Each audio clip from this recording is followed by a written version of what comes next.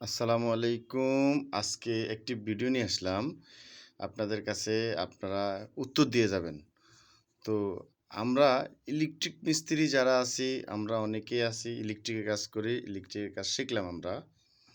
তো আমরা যদি কোথাও মনে করেন কেউ আমাদেরকে দাওয়াত করছে বা বেড়াইতে নিয়ে যাচ্ছে বা অনেকে দাওয়াত করছে, অনেকে দাওয়াতে যাওয়ার জন্য। তো আমরা ওখানে দাওয়াতে গেলাম।